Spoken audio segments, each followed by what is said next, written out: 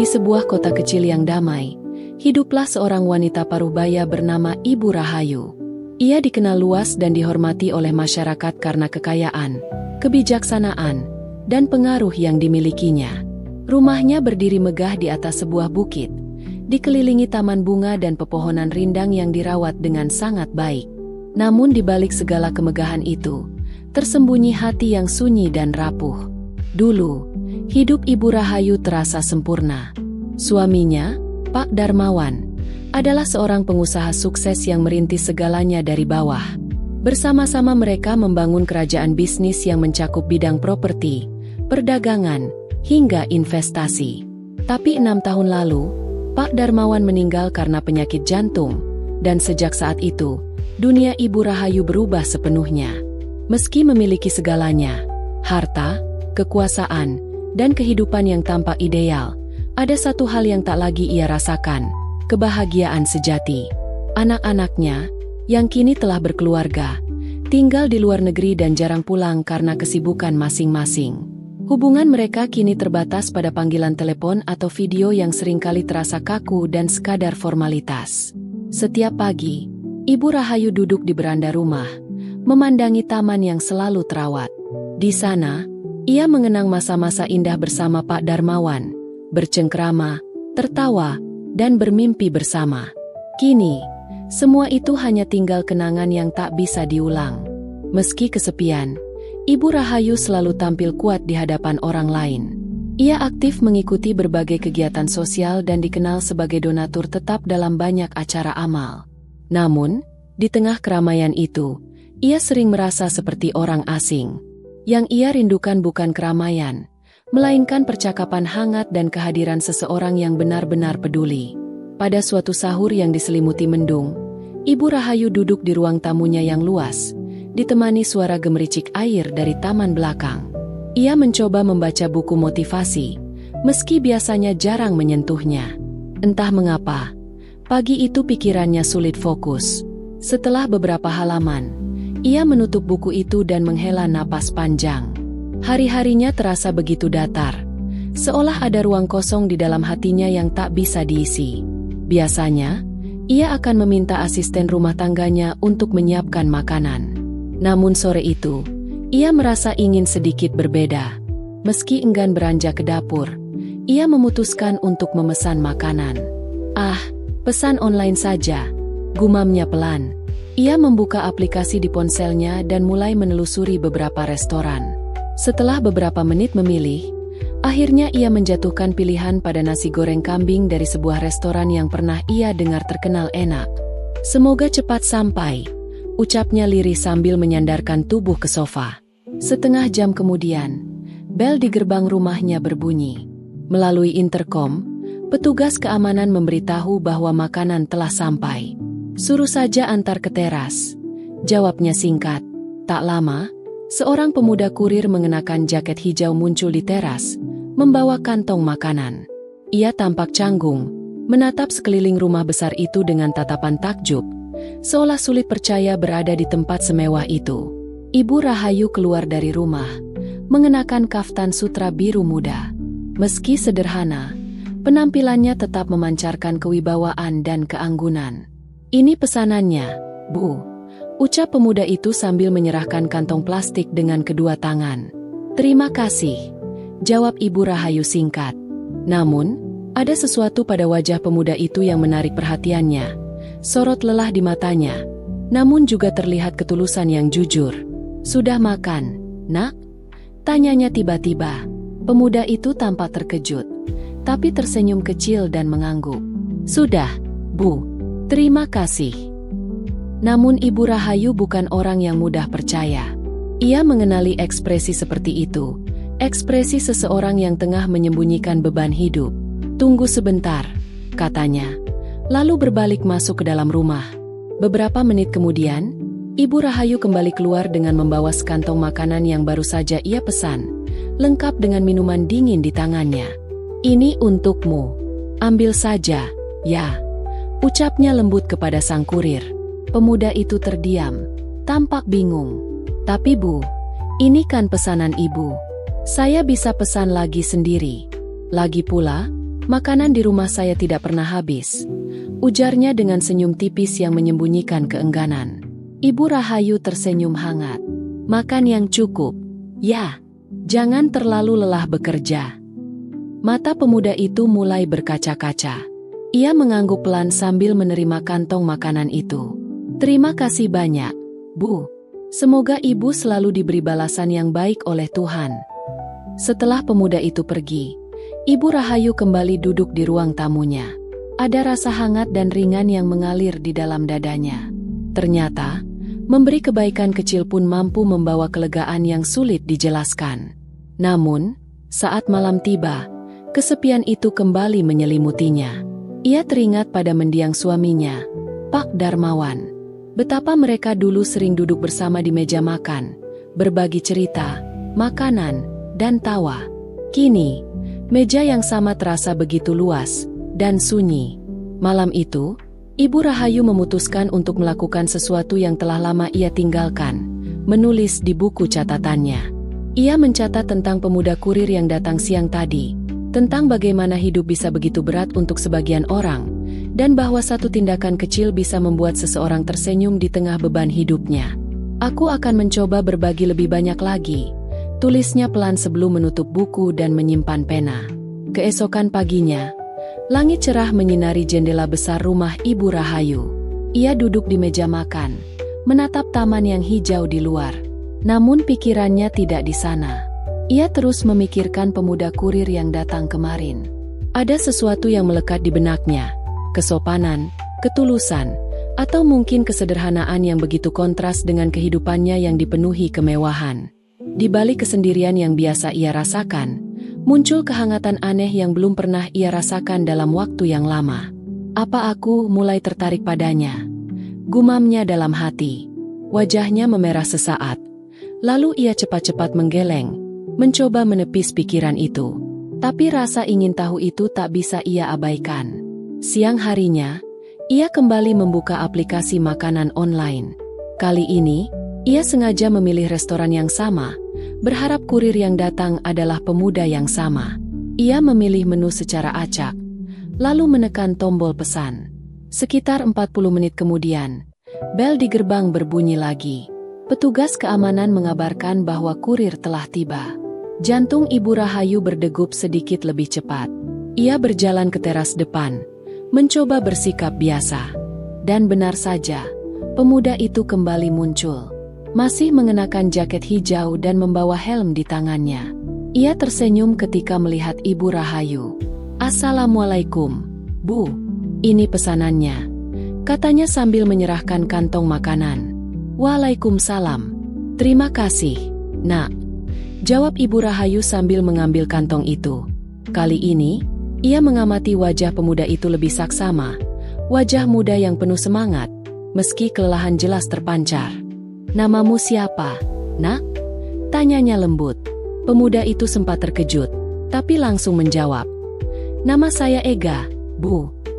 "Ega, ya," ulang Ibu Rahayu pelan, tersenyum.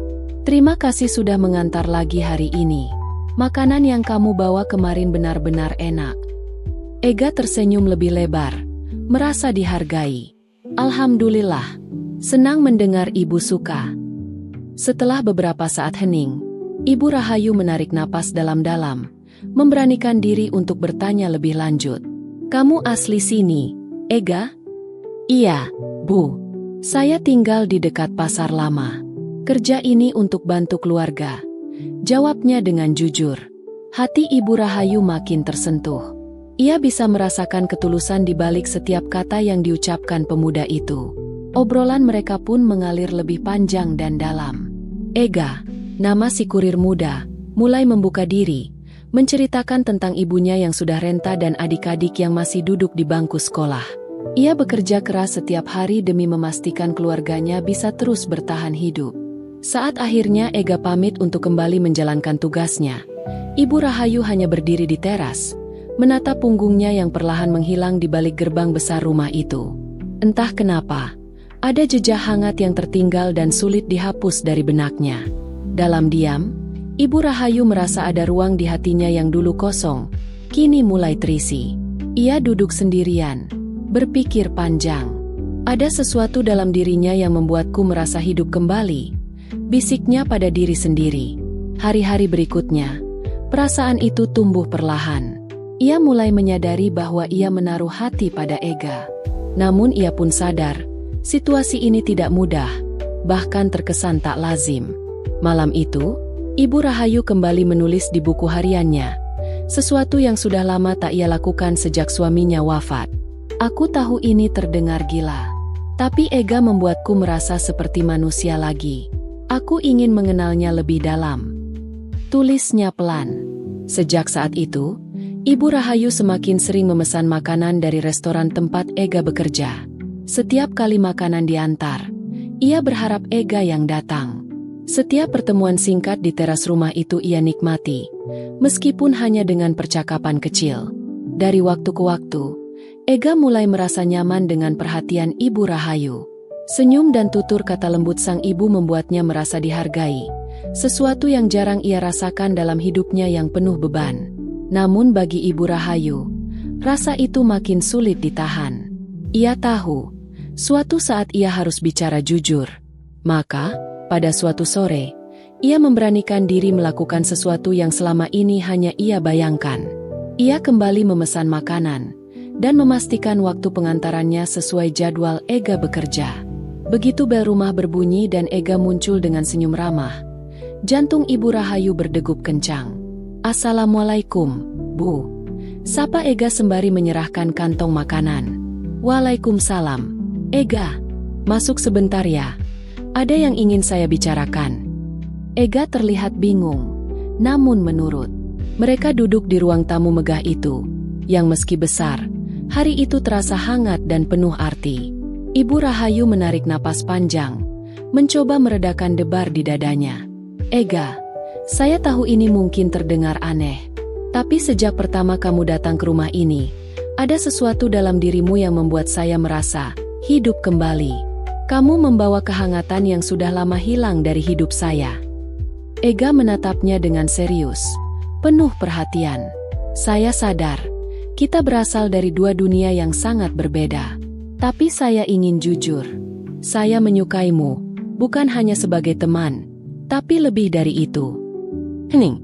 Ega tampak terkejut, namun tak ada tanda penolakan di wajahnya.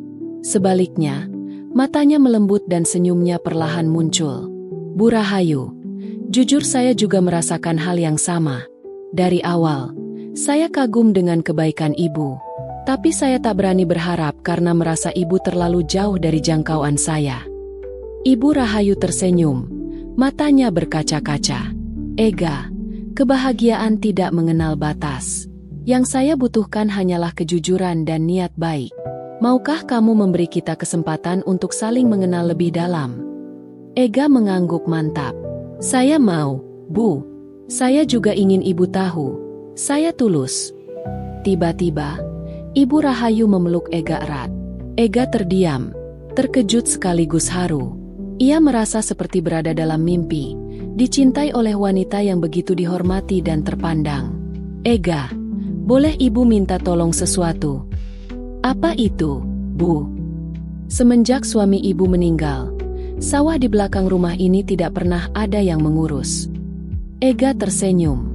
"Tentu Bu, saya akan bantu." Ibu Rahayu pun masuk ke dalam, dan saat kembali, Ega sempat tertegun melihat penampilan Ibu Rahayu yang tanpa kerudung, tampak begitu anggun meski usia tak lagi muda. Wajahnya menyiratkan kehangatan dan kecantikan yang alami. "Ega, tolong siram dulu kebun ibu, ya?" Dengan cekatan, Ega menyiram kebun yang telah lama kering itu. Air mengalir membasahi tanah, dan Ibu Rahayu tampak sumringah. Suasana menjadi lebih hidup, seolah kebun itu pun ikut merasakan kehadiran cinta yang baru tumbuh. Meski air berlebih membuat tanah sedikit tergenang, Ega tetap tenang membersihkannya dengan sabar. Ibu Rahayu tak henti tersenyum. "Ega, ternyata tongkat kamu besar juga ya," ucapnya sembari tertawa kecil, membuat suasana mencair. Hubungan mereka terus berkembang. Ega, dengan kesederhanaannya, membawa kembali kebahagiaan yang lama hilang dalam hidup Ibu Rahayu. Dan bagi Ega, Perhatian dan kasih sayang dari sosok seperti Ibu Rahayu adalah sesuatu yang luar biasa dan bermakna. Suatu pagi, Ibu Rahayu memanggil Ega ke rumah. Setelah menyajikan teh, ia membuka percakapan. "Ega, aku tahu hidupmu berat. Kamu berjuang keras untuk keluargamu, dan aku sangat menghargai itu. Tapi sekarang, kamu tidak sendiri. Aku ingin meringankan sedikit bebanmu." Ega tampak tersentuh. "Bu, kehadiran ibu saja sudah lebih dari cukup bagi saya. Saya tidak pernah meminta apapun." Ibu Rahayu menggeleng sambil tersenyum. "Justru karena kamu tidak pernah meminta, aku ingin memberimu ini." Ia menyerahkan sebuah amplop tebal berisi uang. "Ini untuk orang tuamu. Gunakan untuk memperbaiki rumah, atau apapun yang mereka butuhkan. Aku ingin keluargamu tahu bahwa aku tulus mencintaimu." Ega terdiam. Matanya berkaca-kaca. Ia menatap Ibu Rahayu dengan rasa syukur dan haru yang dalam. "Bu Hajah, saya benar-benar tidak tahu harus berkata apa lagi. Tapi terima kasih dari lubuk hati saya yang paling dalam." Ega menunduk haru. Suaranya bergetar oleh perasaan yang sulit ia ungkapkan dengan kata-kata. Namun kejutan dari Ibu Rahayu tak berhenti sampai di situ. Beberapa hari setelahnya, ia mengajak Ega pergi ke sebuah showroom mobil. Farhan mengikuti ajakan itu tanpa banyak tanya, mengira hanya sekadar menemani. Tapi begitu tiba di sana, Ibu Rahayu menunjuk sebuah sedan hitam mengilap dan berkata, "Ega, ini untukmu." Ega mematung. Matanya membelalak tak percaya. "Bu, ini benar-benar tidak perlu. Saya tidak bisa menerima ini." Ibu Rahayu tersenyum, lembut dan tulus. "Kamu pantas menerimanya. Ega, kamu sudah bekerja keras, menempuh jarak yang jauh setiap hari. Aku hanya ingin perjalananmu lebih nyaman. Anggap saja ini hadiah dari seseorang yang mencintaimu." Ega tak mampu menjawab. Tenggorokannya tercekat. Dadanya penuh dengan rasa syukur.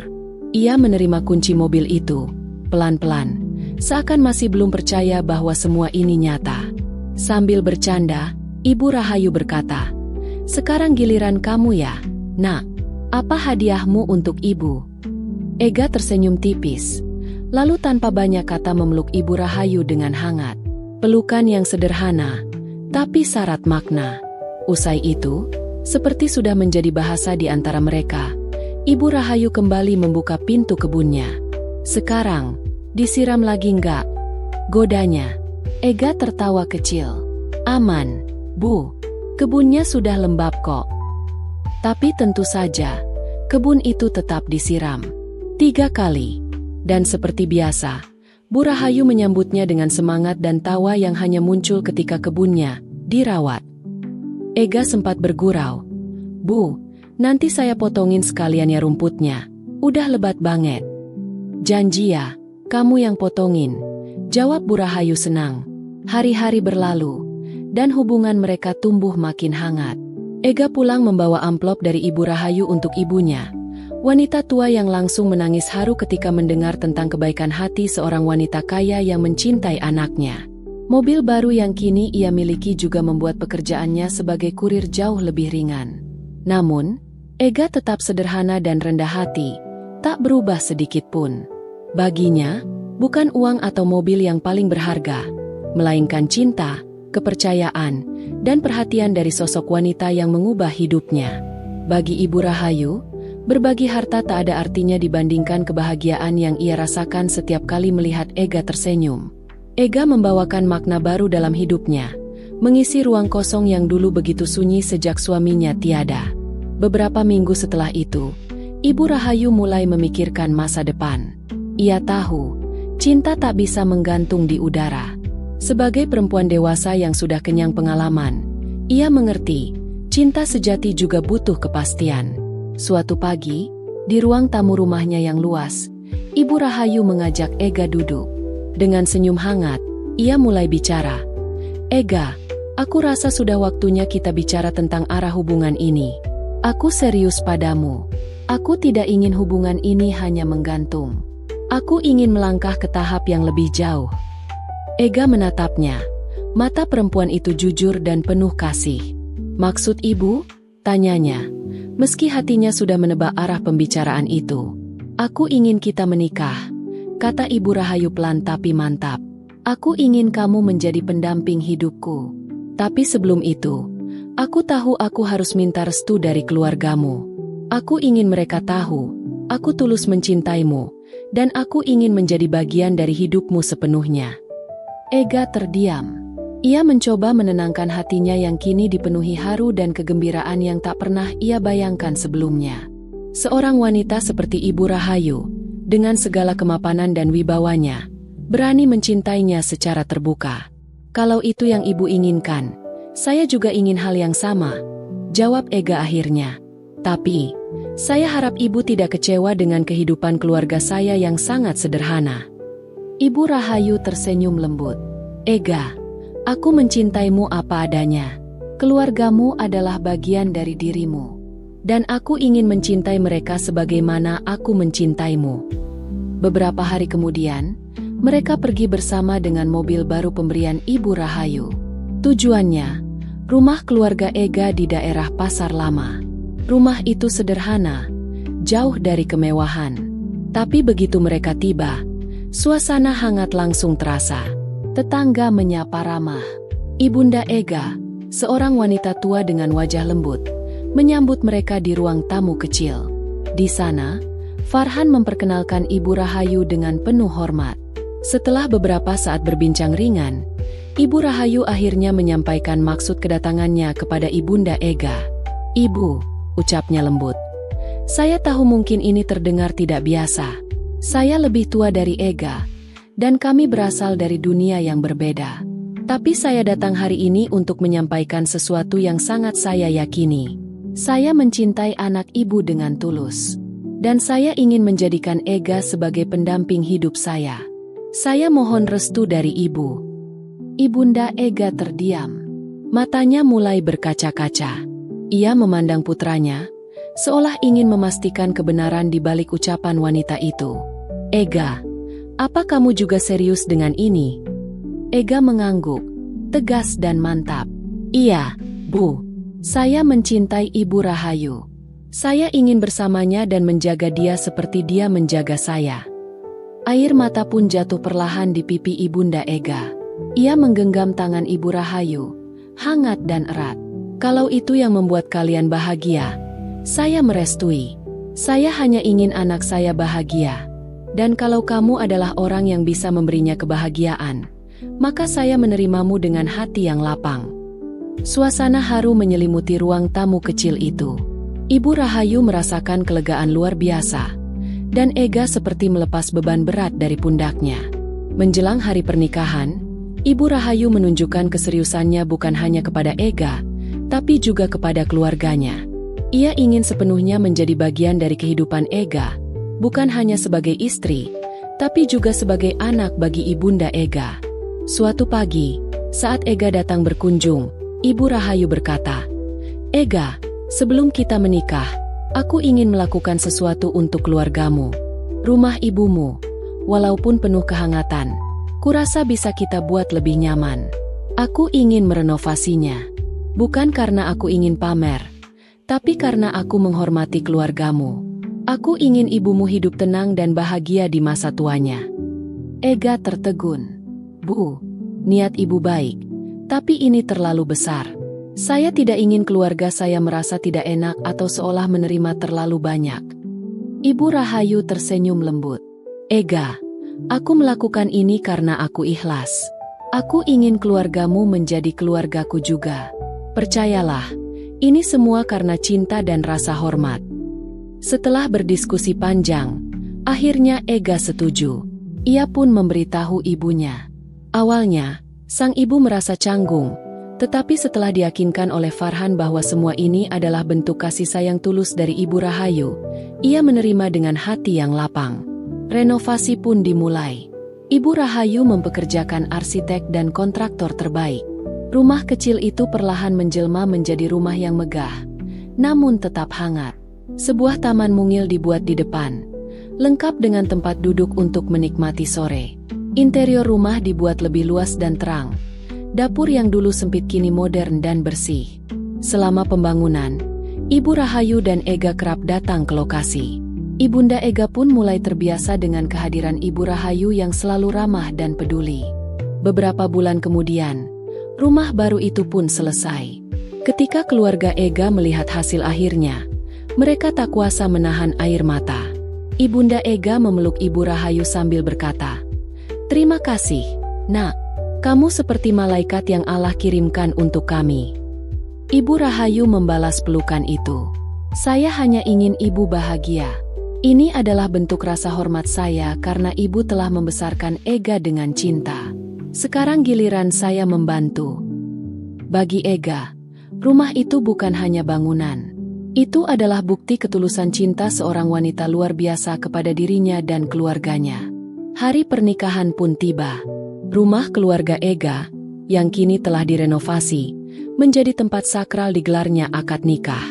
Tetangga dan kerabat berdatangan, menyaksikan momen bersejarah itu. Bu Rahayu tampil anggun dalam kebaya putih dan hijab yang serasi. Senyum bahagia tak pernah lepas dari wajahnya. Ega tampak gagah dengan jas krem sederhana. Acara berlangsung hikmat. Dengan lantang dan penuh keyakinan, Ega mengucapkan ijab kabul. Setelah itu, doa dan takbir mengiringi pengesahan cinta mereka sebagai suami istri. Ibunda Ega menangis bahagia melihat putranya kini memulai hidup baru bersama wanita yang begitu baik hati. Resepsi sederhana diadakan di halaman rumah. Meja-meja dihiasi bunga segar, dan makanan khas disajikan untuk para tamu. Suasana hangat dan bahagia terasa di setiap sudut. Ega tak bisa menyembunyikan rasa syukurnya. Ia tahu hari itu adalah awal dari tanggung jawab besar, dan ia siap menjaganya. Sementara itu, Ibu Rahayu merasa pernikahan ini adalah jawaban atas doa-doanya selama ini. Setelah bertahun-tahun hidup sendiri, akhirnya ia menemukan seseorang yang mencintainya sepenuh hati, tanpa pamrih. Malam hari, setelah semua tamu pulang, Ega dan Ibu Rahayu duduk di teras rumah. Angin malam sejuk berhembus, dan mereka menikmati momen itu dalam diam yang penuh makna. "Ayo," kata Ibu Rahayu menggoda dengan senyum manja. Ega hanya membalas dengan senyum, lalu menggenggam tangannya. Malam itu, mereka merayakan cinta dengan cara mereka sendiri. Tidak ada pesta megah atau gemerlap lampu, hanya kebun kecil yang kini lebih rapi dan hati yang penuh syukur. Entah berapa kali malam itu Ega menyiram kebun Ibu Rahayu, tapi satu hal pasti, kebun itu kini tidak lagi lebat seperti dulu. Ibu Rahayu, yang biasanya pendiam, ternyata begitu hidup ketika bersama Ega. "Ega," ucapnya sambil menatap mesra, "hari ini adalah hari terindah dalam hidupku. Terima kasih karena sudah memilihku." Ega membalas tatapannya, menggenggam tangannya lebih erat. "Saya yang seharusnya berterima kasih, Bu. Kehadiran Ibu mengubah hidup saya. Dan sekarang, saya berjanji akan menjaga dan membahagiakan Ibu selamanya." Begitulah akhir dari kisah cinta dua jiwa yang dipertemukan oleh takdir dan ketulusan. Semoga dari kisah ini, kita bisa mengambil hikmah bahwa cinta sejati tak mengenal usia, status, atau latar belakang. Yang terpenting adalah ketulusan, rasa hormat, dan keberanian untuk memilih kebahagiaan.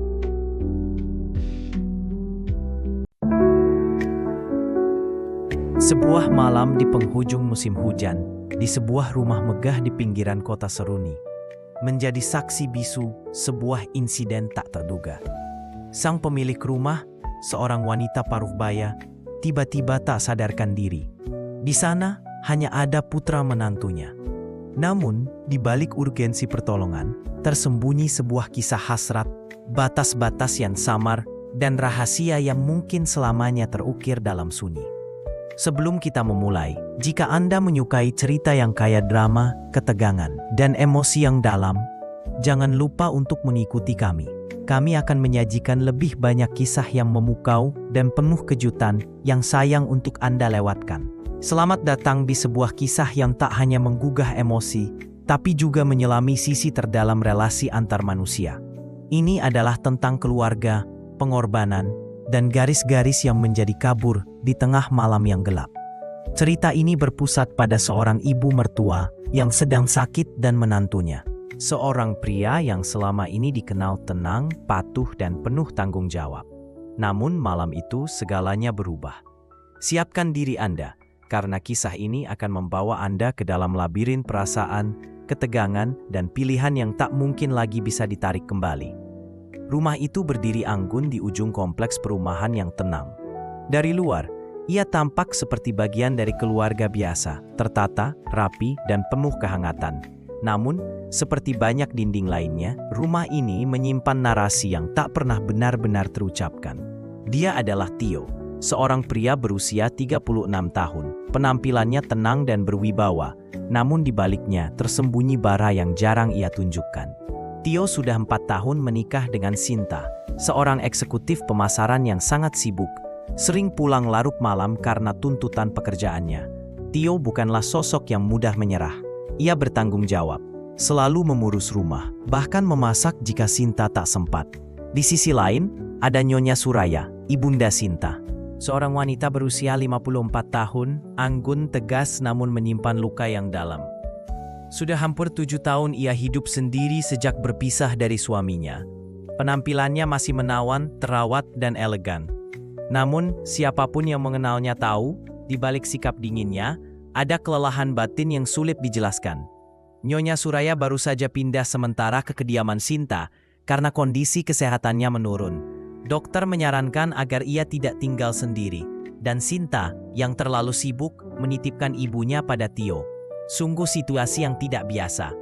Theo, yang selama ini hanya bersikap formal terhadap ibu mertuanya, kini harus berbagi ruang, menyajikan makanan, dan terkadang menyentuh bahunya saat membantu menaiki tangga. Semua terasa wajar, hingga waktu mulai mendesak dan jarak di antara mereka perlahan memendek. Hari-hari itu sunyi, namun anehnya intens. Theo merasa seperti ada sesuatu yang berubah. Bukan dalam tindakan, tapi dalam tatapan, dalam diam, dan dalam cara Nyonya Suraya menarik napas setiap kali mereka hanya berdua di ruang tamu. Dan pada suatu Selasa malam, semuanya dimulai. Hujan deras mengguyur atap rumah. Petir sesekali menyambar di kejauhan. Waktu menunjukkan pukul 22.30. Pio baru saja menyelesaikan pekerjaannya di ruang kerjanya ketika terdengar suara benda jatuh dari arah dapur. Ia segera bangkit dan berlari. Di sana ia menemukan Nyonya Suraya terduduk di lantai. Wajahnya pucat, tangannya gemetar. "Ibu," Pio segera berjongkok, panik. "Ibu kenapa?" Tak ada jawaban. Matanya terpejam, napasnya lemah. Jantung Theo berdetak cepat. Secara refleks, tubuhnya menopang Nyonya Suraya, membaringkannya perlahan di lantai sebelum memeriksa denyut nadi. Masih ada, tapi lemah. Ia memanggil nama ibu mertuanya berulang kali, mengguncang bahu wanita itu perlahan, masih tak sadar. Theo mengangkat tubuh Nyonya Suraya dengan hati-hati. Ia membawa wanita itu ke sofa di ruang tamu, meletakkannya perlahan. Kulitnya dingin, napasnya tersengal. Tanpa berpikir panjang, Theo membuka beberapa kancing atas piyama ibu mertuanya, agar ia bisa bernapas lebih lega. "Maaf ya Bu," gumamnya pelan sambil mengambil kain basah dan menepuk lembut dahi wanita itu. Ketika ia kembali dari kamar membawa selimut, tubuh Nyonya Suraya tampak menggigil. Tanpa sadar, Theo duduk lebih dekat, bahkan terlalu dekat, hingga aroma lembut dari tubuh ibu mertuanya menusuk hidung. Ada sesuatu yang asing dan aneh, namun tak bisa ia jelaskan. Ia menarik tubuh Nyonya Suraya sedikit ke dalam pelukannya, hanya agar wanita itu merasa lebih hangat. Itu saja tujuannya. Tapi jantungnya berdetak kencang, tangannya gemetar, bukan karena dingin, tapi karena sesuatu yang mulai bergerak di dalam dirinya. Dan di saat itu, untuk pertama kalinya, ia melihat Nyonya Suraya bukan sebagai ibu dari istrinya, tapi sebagai seorang wanita. Lelah, rapuh, namun indah dengan caranya sendiri. Setetes air hujan menetes dari jendela, membawa udara dingin ke dalam ruangan. Dan malam pun terus berjalan, mengarahkan mereka ke tujuan yang tak pernah terencana. Hujan belum juga reda. Denting air di atap mengiringi kesunyian yang makin mencekam. Jam dinding berdetak lambat seolah ikut menahan napas. Io masih duduk di sisi sofa, memeluk tubuh Nyonya Suraya yang setengah sadar. Selimut membungkus tubuh wanita itu, namun tubuhnya tetap menggigil. Tio memeluknya erat, berusaha memberikan kehangatan. Namun dari caranya memandang, dari caranya menarik napas, jelas ada sesuatu yang berubah dalam dirinya. Sentuhannya yang awalnya hanya sebagai bentuk perhatian, perlahan kehilangan bentuk netralnya. Angan Tio bergerak perlahan, menyeka keringat dari pelipis Nyonya Suraya dengan ujung jarinya, bukan lagi dengan kain. Sentuhan kulitnya langsung menempel di kulit ibu mertuanya. Lembut, namun penuh rasa yang tak semestinya tumbuh. Ia menatap wajah wanita itu. Terdapat garis lelah yang jelas, namun tetap memancarkan keteguhan. Hidungnya kecil, bibirnya pucat. Rambut yang biasanya tersisir rapi kini berantakan, namun justru membuatnya tampak nyata, bukan sekadar ibu. Pio mengangkat tangan Nyonya Suraya, menggenggamnya erat. Jemari itu dingin, namun ketika jari-jarinya menyentuh punggung tangan wanita itu, ia merasakan denyut pelan. Denyut yang anehnya terasa sangat manusiawi dan menggugah. Nyonya Suraya mengerang pelan. Wajahnya sedikit menoleh, bibirnya terbuka lirih, seolah mencoba mengatakan sesuatu, namun tertahan. "Bu, tenang saja, saya di sini," bisik Tio, hampir tak terdengar. Namun bahkan ia sendiri tak yakin, apakah kalimat itu hanya untuk menenangkan atau untuk meyakinkan dirinya sendiri. Lalu, seperti ada aliran listrik yang tak terlihat, satu sentuhan ringan terjadi. Tangan Nyonya Suraya, mungkin karena refleks atau naluri, mencengkeram balik jemari Tio. Tidak kuat, tidak sadar sepenuhnya, namun cukup membuat dada Tio terasa bergetar. Dan di saat itu, waktu terasa berhenti. Ruangan menjadi sempit, jarak menjadi hampa. Itu bukan lagi sentuhan biasa. Itu adalah pengakuan batin yang diam dan sekaligus awal dari sebuah keretakan. Tio memindahkan tubuh Nyonya Suraya ke dalam pelukannya dengan perlahan. Ia duduk lebih rendah, membiarkan kepala wanita itu bersandar di dadanya. Suara detak jantungnya menggema, cepat tak menentu. Pelukan itu awalnya adalah respons alami. Namun yang ia rasakan bukan lagi sekedar empati. Ada sesuatu yang mengalir dalam diamnya malam itu. Keintiman yang tak direncanakan, namun tak bisa ia tolak. Nyonya Suraya mulai membuka matanya sedikit. Napasnya berat. Ia melihat ke arah Tio dengan pandangan buram. "Tio," suaranya lemah, seperti bisikan angin di sela-sela badai. "Saya di sini, Bu. Tenang saja. Ibu pingsan tadi, tapi sekarang sudah lebih baik." Wajah mereka hanya berjarak beberapa inci. Pelukannya menguat, mencoba memberi rasa aman. Namun di dalamnya, Tio menyadari dirinya bukan hanya sedang menenangkan. Ia sedang menikmati kehadiran wanita itu dalam pelukannya, dan itu menakutkan. Ia bisa merasakan kehangatan tubuh yang perlahan kembali. Bisa mencium samar aroma tubuh yang khas. Perpaduan minyak elon, parfum lembut, dan entah apa lagi yang membuatnya tak bisa menjauh. Nyonya Suraya menghela napas pelan, dan untuk sesaat, tubuhnya bersandar lebih dalam ke dada Tio. Pelan, tenang, namun penuh makna. Mereka tak berkata apa-apa, hanya duduk dalam diam. Namun pelukan itu terasa seperti pengakuan yang tak pernah mereka ucapkan. Tak sepatah pun kata keluar. Namun seisi ruangan sudah penuh dengan suara batin yang bertabrakan. Pelan-pelan mata Tio mulai tertutup, bukan karena mengantuk, tapi karena ia takut. Takut pada pikirannya sendiri, takut pada arah malam itu. Dan dalam pelukannya, Nyonya Suraya tertidur kembali. Namun bukan tidur yang biasa, tidur yang seolah membawa rasa pasrah. Seolah ia tahu ada sesuatu yang telah berubah dan tak bisa dihindari. Lampu di ruang tamu menyala temaram. Hujan mulai mereda di luar, menyisakan rintik-rintik halus di kaca jendela. Namun badai di dalam diri Tio justru mulai mencapai puncaknya. Ia masih duduk di sana dengan Nyonya Suraya bersandar lemah dalam pelukannya. Detik demi detik berlalu seperti gerakan lambat dalam film, terlalu hening, namun menyesakan. Nyonya Suraya perlahan membuka mata. Cahaya redup menyorot sebagian wajahnya, menciptakan bayangan di bawah matanya yang lelah. Ia menatap ke depan, lalu ke samping, ke arah Tio. "Maaf?" Suaranya pelan, nyaris seperti bisikan yang tertelan napas. "Kenapa minta maaf?" tanya Tio, nyaris berbisik balik. Nyonya Suraya tak menjawab langsung. Ia hanya menatapnya lama. Pandangan itu tak seperti biasanya. Bukan tatapan seorang ibu kepada menantunya. ada sesuatu yang dalam dan penuh luka di sana. Tio tahu pandangan seperti itu.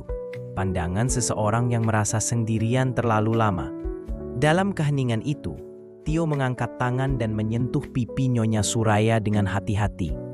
Wanita itu tak menolak, hanya mengedip pelan, seolah pasrah. Sentuhan itu bukan lagi soal kenyamanan, bukan pula sekedar rasa kasihan. Ada daya tarik tak terlihat di antara mereka malam itu. "Kamu terlalu baik, Tio," katanya lirih. Tio tak menjawab, ia hanya menatap wajah itu, yang biasanya dingin dan berjarak, kini begitu rapuh dan dekat. Dan di saat yang seharusnya ia mundur, ia justru maju. Dahi mereka bersentuhan, napas mereka menyatu di udara yang lembab dan berat. Lalu bibir Tio bergerak pelan, mendekat dan menyentuh bibir Nyonya Suraya. Ciuman itu bukan penuh nafsu, bukan juga sesuatu yang liar atau terburu-buru. Justru sebaliknya, pelan, lembut dan seolah membawa beban bertahun-tahun kesepian yang akhirnya meledak dalam satu titik. Bibir mereka bertemu hanya sebentar, tapi waktu terasa membeku. Saat mereka melepaskan diri, tak ada kata yang keluar, hanya tatapan, dalam.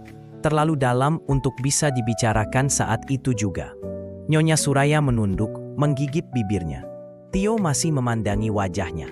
Tak yakin apakah ia baru saja menyeberang batas yang tak bisa ia kembalikan.